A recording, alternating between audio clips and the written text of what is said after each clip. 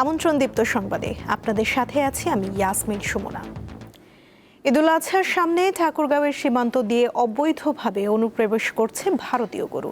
গভীর রাতে সীমান্ত দিয়ে গরু আনার পর তা ট্রাকে করে পাঠানো হচ্ছে ঢাকা সহ দেশের বিভিন্ন অঞ্চলে। এতে কোরবানির পশুর দাম নিয়ে উদ্বিগ্ন স্থানীয় খামারিরা। ঠাকুরগাঁও সীমান্ত দিয়ে ভারত থেকে আনা হচ্ছে গরু, যা স্থানীয় বিভিন্ন হাটে তোলা হচ্ছে বিক্রির জন্য।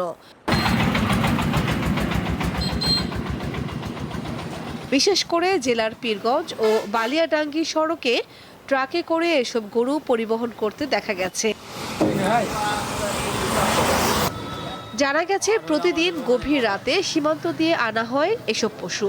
পরদিন বিকেল 4টার পর থেকে মধ্যরাত পর্যন্ত চলে অবৈধ আনা এসব গরুর পরিবহন কার্যক্রম। আমরা নাহারিতে কিনে নিয়ে আসলাম, আমরা জয়পুর হাটে নিয়ে যাবো।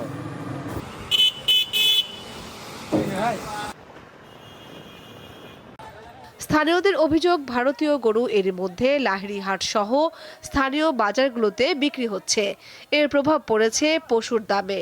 সরবরাহ বেড়ে যাওয়ায় কমেছে গরুর দাম। আমরা দেখতেছি যে বিভিন্নভাবে বর্ডারে রাতে অন্ধকারে কালোবাজারি গরু পাচার হচ্ছে, যেতে এই জন্য আমাদের খামারিগুলার খুব ক্ষতিগ্রস্ত হচ্ছে এবং আমরা সঠিকভাবে ন্যায্য মূল্যে গরু বিক্রি করতে পারছি না। গরুর যে অবস্থা, ওই ভারতের গরু আসে, আমার বাংলাদেশের গরুর দাম কমে গেছে। যে গরুর দাম 1 লক্ষ টাকা, সেই গরু বলে 90,000। এই জন্য আমরা ব্যবসায়ীরা অনেক টাকা লস খেয়ে গেছি। গরু কিনা 90, খরচ 20,000, 1,10,000, গরু বলতেছে 1 লাখ ভাঙে। তাহলে কৃষক কিভাবে গরু পালবে?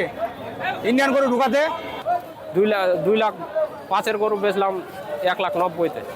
সীমান্তে ভারতীয় গরু আসার বিষয়ে কথা বলতে রাজি হননি বিজিবি ও জেলা প্রশাসনের কেউই। তবে প্রমাণ দেখে ব্যবস্থা নেওয়ার আশ্বাস দিয়েছেন জেলা প্রশাসক।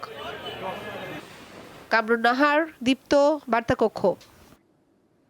এদিকে মাগুরায় জমে উঠেছে কোরবানির পশুর হাট। বিস্তারিত জানাচ্ছেন সহকর্মী কাশেমুর রহমান।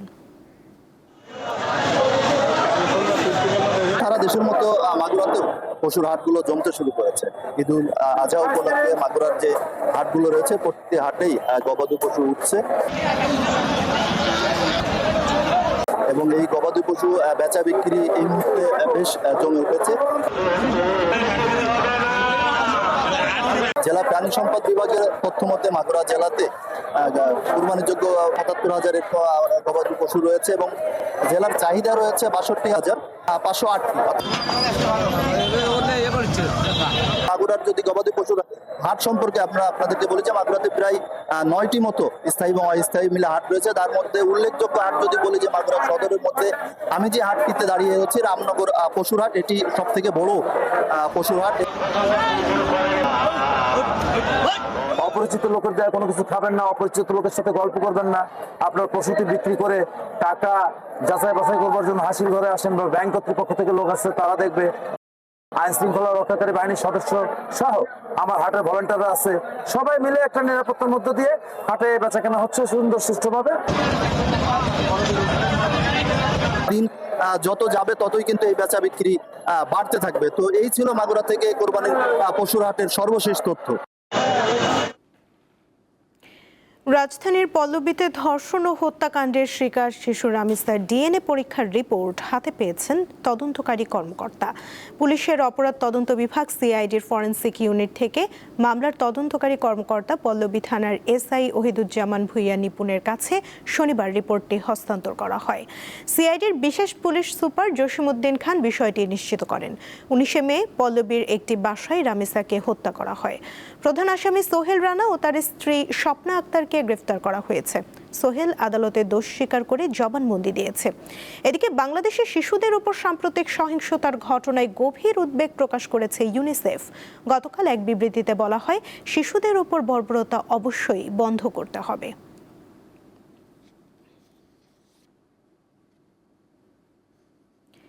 এক মাসের মধ্যে শিশু রামিসা হত্যাকারীর সর্বোচ্চ শাস্তি নিশ্চিত করা হবে, এমনটাই জানালেন প্রধানমন্ত্রী তারেক রহমান। শনিবার ময়মনসিংহের ত্রিশালে জাতীয় কবি কাজী নজরুল ইসলামের জন্মবার্ষিকী উপলক্ষে আয়োজিত অনুষ্ঠানে তিনি একথা জানান। প্রধানমন্ত্রী অভিযোগ করেন, দেশে অরাজকতা সৃষ্টিকারীরা পতিত সরকারের সঙ্গে যোগাযোগ করছে। জাতীয় কবি কাজী নজরুল ইসলামের ১২৭তম জন্মবার্ষিকী উপলক্ষে ৩ দিনের অনুষ্ঠান উদ্বোধন করতে শনিবার দুপুরে ময়মনসিংহের ত্রিশালে পৌঁছান প্রধানমন্ত্রী তারেক রহমান। তাকে বরণ করতে হাজার হাজার মানুষ অপেক্ষা করেন। ত্রিশালে পৌঁছে প্রথমে দরিরামপুর ধরার খাল পুনর্খনন কার্যক্রমের উদ্বোধন করেন প্রধানমন্ত্রী। খাল পুনর্খনন কাজের উদ্বোধন শেষে সমাবেশে বক্তব্য রাখেন সরকার প্রধান। তিনি অভিযোগ করেন একটি মহল দেশে অরাজকতা সৃষ্টির অপচেষ্টা করছে। ওই যে 5ই আগস্ট যাদেরকে দেশের এই বাংলাদেশের মানুষ এই দেশকে বিতাড়িত করে দিয়েছিল, এই এখন যারা অরাজকতা সৃষ্টি করতে চাইছে, খবর নিয়ে দেখেন ওই 5ই আগস্টে যারা বিতাড়িত তাদের সাথে এরা তলে তলে আবার খাতির শুরু করেছে। আমাদেরকে সতর্ক থাকতে হবে যে যারা বিভ্রান্তি ছড়ানোর চেষ্টা করছে তাদের বিরুদ্ধে আসলে আমরা আজকে সজাগ থাকবো, তাদের বিরুদ্ধে আমরা সতর্ক থাকবো। পরে ত্রিশালে সরকারি নজরুল একাডেমির মাঠে বর্ণাঢ্য অনুষ্ঠানের উদ্বোধন করেন প্রধানমন্ত্রী। বক্তব্যে তিনি বলেন, বিদ্রোহী কবি কাজী নজরুল ইসলাম ছিলেন মানবতার ফেরিওয়ালা। 2006 সালের পর থেকে জাতীয় কবির অমর স্মৃতি বিজড়িত ত্রিশালে জাতীয় পর্যায়ে নজরুল জয়ন্তী উদযাপন হয়নি। প্রায় 2 দশক পর আজ পুনরায় রাষ্ট্রীয়ভাবে জাতীয় কবির জন্ম জয়ন্তী আয়োজন করতে পেরে সরকার গৌরব বোধ করছে। কবির প্রতি সর্বোচ্চ শ্রদ্ধা এবং সম্মান প্রদর্শনের মাধ্যমে প্রমাণিত হয়েছে কাউকে সম্মান জানালে নিজের সম্মান নষ্ট হয় না, বরং বিনয় মানুষকে মহিমান্বিত করে। তিনি বলেন, শিশু রামিসা হত্যাকাণ্ডের উপযুক্ত বিচার নিশ্চিত করা হবে। শিশু নির্যাতন বা নারী নির্যাতন বর্তমান সরকার কোনোভাবেই মেনে নেবে না এবং বর্তমান সরকার রামিসার এই হত্যাকারীর সর্বোচ্চ শাস্তি ইনশাআল্লাহ আগামী 1 মাসের মধ্যে নিশ্চিত করবে এবং সেই সর্বোচ্চ শাস্তি হচ্ছে মৃত্যুদণ্ড। বর্তমান সরকার কখনোই নারী ও শিশু নির্যাতন প্রশ্রয় দেবে না বলেও জানান সরকারের প্রধান নির্বাহী। মানবিক রাষ্ট্র এবং সমাজ প্রতিষ্ঠা করতে হলে আমাদেরকে আইনের শাসন প্রতিষ্ঠা করতেই হবে। স্বস্তিকা সিংহ, দীপ্ত সংবাদ, ঢাকা। নতুন কর্মসংস্থান সৃষ্টির লক্ষ্যে আজ 60,000 কোটি টাকার বিশেষ প্যাকেজ ঘোষণা করেছে বাংলাদেশ ব্যাংক। এই অর্থের 1/3 দেবে কেন্দ্রীয় ব্যাংক, বাকিটা আসবে সরকার থেকে। এর মাধ্যমে বন্ধ কলকারখানা চালুর মাধ্যমে 25 লাখ লোকের কর্মসংস্থান তৈরি হবে বলে আশা করছেন বাংলাদেশ ব্যাংকের গভর্নর। সারা দেশে 1 কোটি নতুন কর্মসংস্থান সৃষ্টির নির্বাচনী প্রতিশ্রুতি বাস্তবায়নের অংশ হিসেবে বন্ধ থাকা কারখানাগুলো চালুর উদ্যোগ নিয়েছে সরকার। এ লক্ষ্যে শনিবার 60,000 কোটি টাকার বিশেষ প্যাকেজ ঘোষণা করেছে বাংলাদেশ ব্যাংক। এর আওতায় শতকরা 7% সুদে ঋণ নিয়ে বন্ধ কারখানাগুলো চালু করতে পারবে বড় শিল্পগোষ্ঠী। তবে ছোট উদ্যোক্তাদের গুনতে হবে তুলনামূলক বেশি সুদ। 19,000 কোটি টাকা আসবে বাংলাদেশ ব্যাংক থেকে। এর মধ্যে অলরেডি আমাদের এখানে বেশ কিছু ফাইন্যান্স অলরেডি হয়ে গেছে, বাকিটা আমরা ডিটেইল আসব।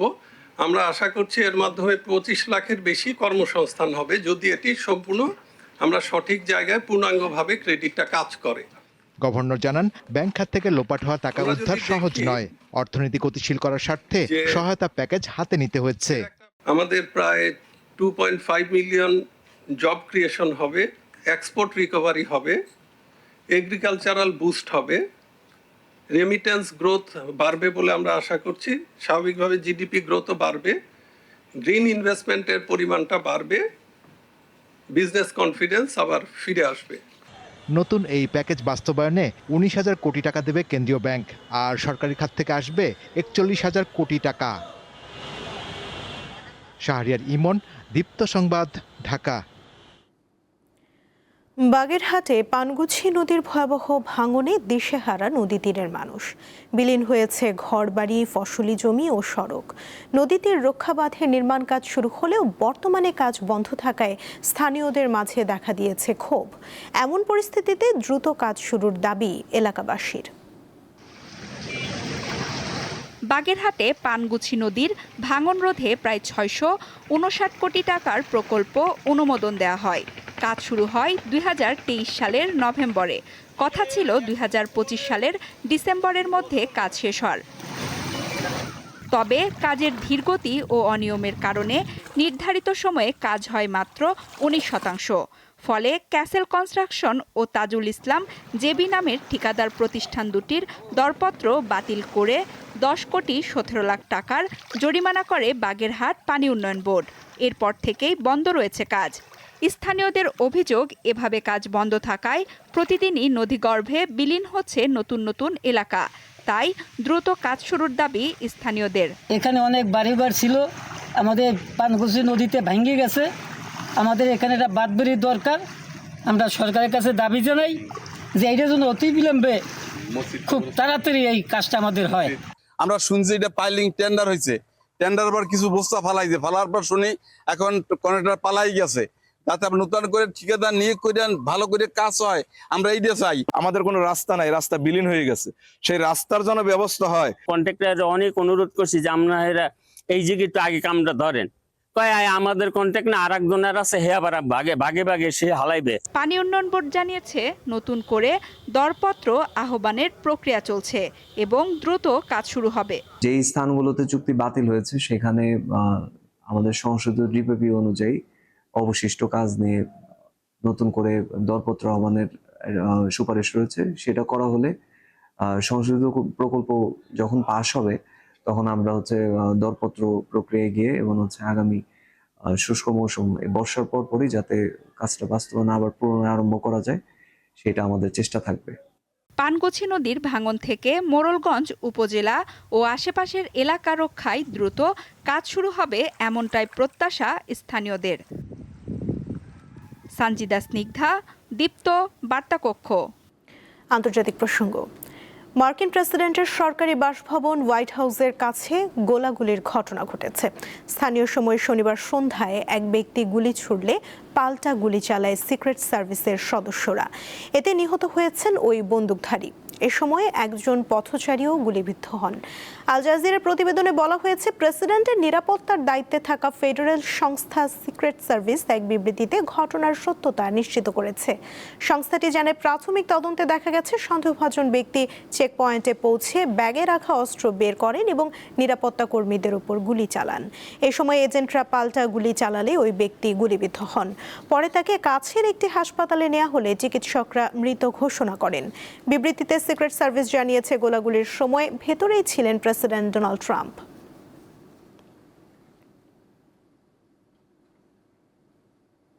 পশুর জন্য নাপিত শুনতে অবাক লাগলেও পাকিস্তানে কুরবানির পশুর জন্য এ ধরনের এক পেশাজীবী রয়েছেন, যাদের কাজই হলো উট বা ষাঁড়ের পশুর লোম বা পশম কেটে বিভিন্ন নকশা বা মোটিফ তৈরি করা। এতে ক্রেতারা যেমন আকৃষ্ট হচ্ছেন, পশুটির দামও পাওয়া যায় বেশি। দলে দলে উট নিয়ে মালিকরা অপেক্ষা করছেন পশুর নাপিতের সিরিয়াল পেতে। কাটানো হবে তাদের লোম বা পশম, কেননা সামনে ঈদ। তাই কুরবানির পশুকে আরো আকর্ষণীয় করতে আর দামটাও একটু বেশি পেতে এই প্রচলন দেখা যায় পাকিস্তানে। আলী হাসান পেশায় একজন উটের নাপিত। করাচির একটি মাঠে উটের লোম কাটেন তিনি।